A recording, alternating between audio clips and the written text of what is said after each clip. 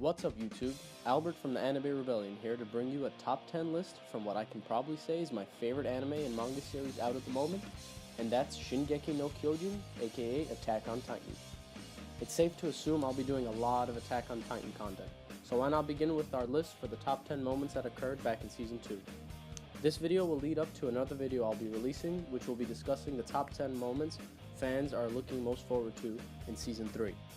This list is based on a lot of my favorite scenes, and is completely my own personal opinion and interpretation of this past season and what I experienced when I watched it. I'll also give my reasoning on why I believe these moments belong on this list. Anyway, spoiler warnings if you haven't seen this season yet, and by the way, if you haven't, I would really recommend doing so. Anyways, let's begin.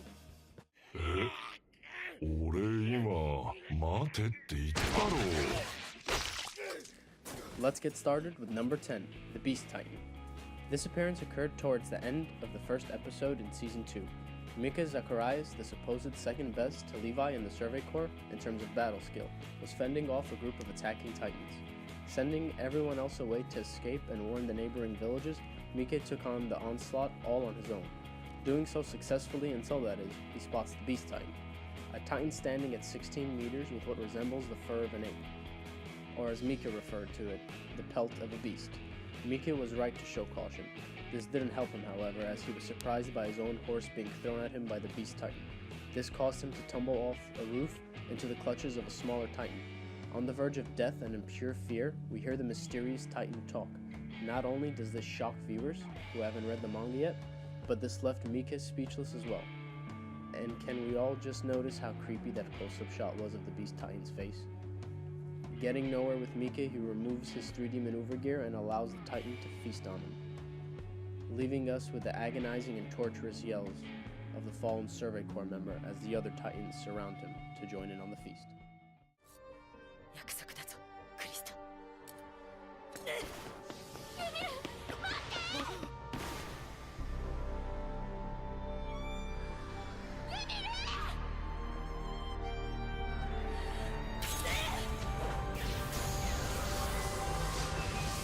Number 9. Ymir transforms into a Titan. The scene is Utgard Castle. It's being demolished slowly, and several members of the 104th Cadet Corps look on as their hopes of survival were in the form of the Survey Corps members with maneuver gear protecting them. But with all of them dead or eaten, they could just look on in what seemed to be like their last moments. The situation forced Ymir to take drastic measures, turning to Krista, reminding her of the promise she had made while they were in training. That when the day came for Ymir to reveal her secret, Krista would stop living her life as a lie and live as her real identity, and she would never feel sorry for being who she really was again. And that was Historia Reese. Ymir then jumps off the top of the castle, cutting herself and turning into what was honestly a pretty damn ugly Titan, but that doesn't take away from her fighting off the Titans long enough to protect everyone and for the cavalry to arrive.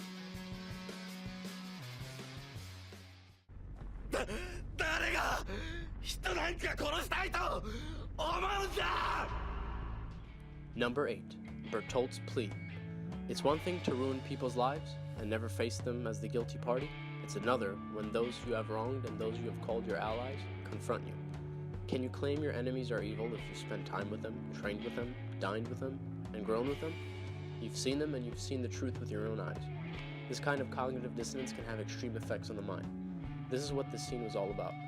Bertholdt was finally confronted alone without Reiner or Annie, and all the guilt he had masked up to this point just came out.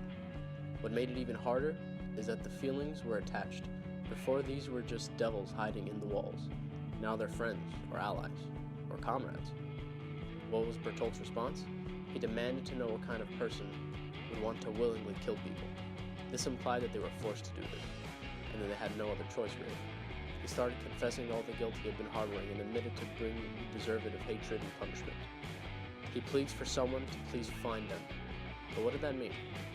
I believe it showed a very helpless feeling of being lost in the world. In a world of uncertainty, that is. Could that have meant he wanted them to physically find them in their home beyond the walls? Or is he pleading for them to find him figuratively and guide them from the misled path that they were on and onto a right one? Number 7. The Man Behind the Beast. This was a quick scene and was the teaser for the upcoming season. but what we got was a glimpse of the Beast Titan from afar sitting on top of Wall Maria. As we zoom in onto him, eventually the scene reveals a man coming out of the nave. Most Attack on Titan fans already know who this person is and what his deal is, but for the sake of it not being revealed in the anime yet, I'll just leave it at that. The only thing he uttered was, "Not yet, eh?" This could just be him referring to the fact that the Survey Corps has yet to return to take back Wall Maria, which he might be expecting. Or he's commenting on the fact that Reiner and Bertholdt were unable to bring back the Coordinate and still haven't succeeded on their mission. Or lastly, what I believe, he could just be referring to his delayed meeting with the Coordinate. We'll find out who the Coordinate is a little bit later. Just hold on to that.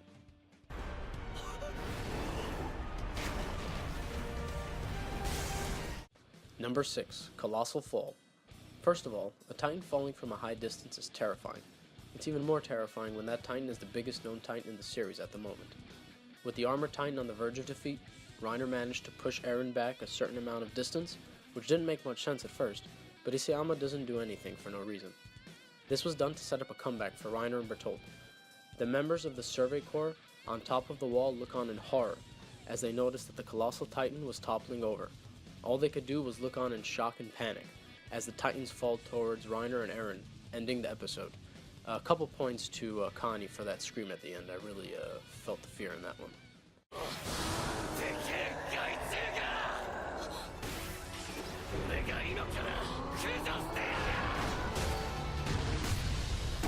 Number 5. Eren vs Reiner, Battle of the Titans. The last time we saw a Titan vs Titan showdown like this was at the end of Season 1, when Eren faced off against a female Titan. I was definitely looking forward to this for quite some time. At this point, I was already pretty ahead in the manga.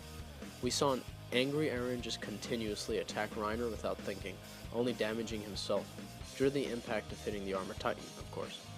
It took a flashback from Annie of all people to help Eren realize one thing. Reiner and Annie made a big mistake helping him learn how to fight. He applied that training and performed a mixed martial arts move, which is no surprise due to Isayama being a huge fan of MMA. This easily had to be one of the top moments. You literally get two Titan power holders going at it with each other, while the Survey Corps kept the Colossal Titan occupied. The thing that put Reiner away, however, was a guillotine chokehold, applying enough pressure to not only subdue the Armored Titan, but break through some of his armor. Then for what happens next, please revisit the moment previous to this one.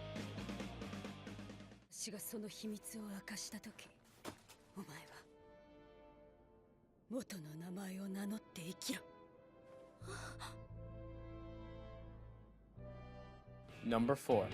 Ymir's flashback.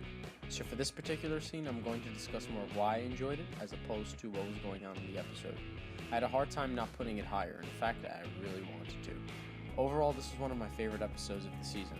It also completely shed light on the Ymir character and in many ways not only redeemed her, but gave a sense of liberation on her part. We got to see how Ymir got to this point, and that she is from somewhere beyond the wall. Eventually, we're shown her awakening from her Titan state to what I still can't get over, to be a stunning animation with a deeply emotional sounding track that made it even better. It was relatable, so for a lot of people, that feeling of living a lie, and finally fate hands you a chance to be free, even if it's for a small amount of time, it's worth way more than a lifetime of living a life for the sake of satisfying others.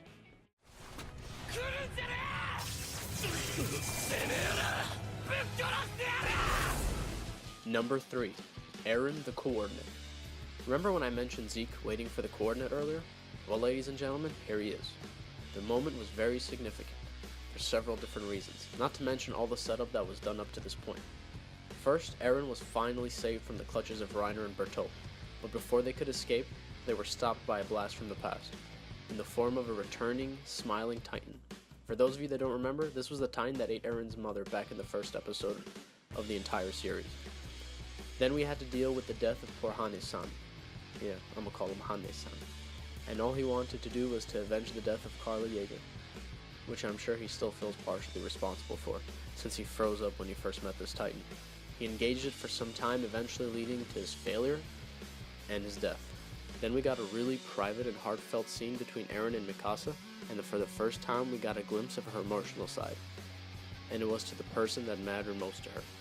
To defend Mikasa and to make sure he'd always be there to wrap her scarf around her, Eren throws a punch as a human at that Titan, Then we learned that Eren was the coordinate, and he had the ability to control the Titans this entire time, which he started using at this moment. Not purposefully, but it ended up happening, and a bunch of Titans ran in to rip Smiley apart. And not only that, it kept Reiner and Bertholdt away, and that allowed the entire Survey Corps, or what was remaining of them, to retreat. 人類存亡の命運は今この瞬間に決定する。エレンなくして人類がこの地上に生息できる将来など永遠に訪れない。エレンを奪い返し即帰還するぞ。信号を捧げよう。 Number 2, Erwin's Charge. In the second to last episode of the season, we saw Erwin being the type of badass that would rival even the mighty Captain Levine. I've lumped those moments together because I think it makes a good showing of what the commander of the Survey Corps was capable of. First, he made the psycho move of luring a horde of Titans towards the fray, doing so to help hold back the armored Titan. Once this happened, Erwin gave a brilliant speech to help lead the warriors in a suicidal all-or-nothing charge to save Eren. I still rewatched the scene where Erwin let out the battle cry that has been the theme of the opening the whole season and one of my favorites, Shinzo Sasageo. More badassery came later, but it didn't come without a price. Erwin was caught off guard by a Titan that bit him, taking his right arm clean off. But of course this badass demands his soldiers continue to advance and complete the mission at hand. Finally, what made it one hell of a surprise was when Armin distracted Bertholdt and the one-armed commander comes out of nowhere for the save, finally freeing Eren. As far as I'm concerned, he's earned his title, and this was the episode that crushed any doubt that existed. 最後まで責任を果たすことだ。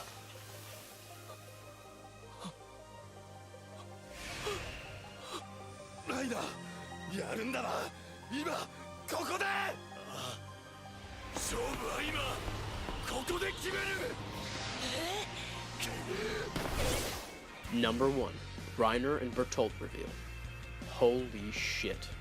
Alright you guys, you're gonna have to give me a moment, because this one hit me right in the feels. If you're as emotionally invested into this anime as I am, then you probably felt just as betrayed as Eren did when this happened. Maybe it's because the anime did an overall great job capturing the mood of the moment. We had a good amount of character development thus far. Fantastic track, like one of the best I've ever heard. It fits so well to what was going on and how airy everything was. It really was epic, and that's why I have such a biased view of this as my top moment. I love this scene for everything it did. Not only the way it was done and animated, but for how it was able to make me feel. That's the sign of a really good anime, one that's able to make you feel what the anime is depicting. The Reiner speech was brilliant. I've tried to memorize every word and have only got a few down, but we'll save that for a different video at some point. I'm not going to embarrass myself yet. At some point, if you pay attention where all this goes down, you can see the moment where Reiner totally lost his shit. When Eren mentions their hometown, you see Reiner just losing. Then it all ensued. He spilled the beans, revealing their secrets, doing so to persuade Eren to join him, which quite honestly couldn't have been a worse idea. But he bugged out. What can be done? Once the sun came out and the flag post fell, it all happened too quickly. Mikasa's quick slicing abilities weren't enough, as the transformation took place and all we were left with was to just watch and remain stunned. And there you have it, folks. So what did you guys think of the list? Any moment I missed that should have been on here? Let me know in the comments below. I look forward to seeing you in the next Attack on Titan video, where we'll take a look at the upcoming season. Until then, see you next time.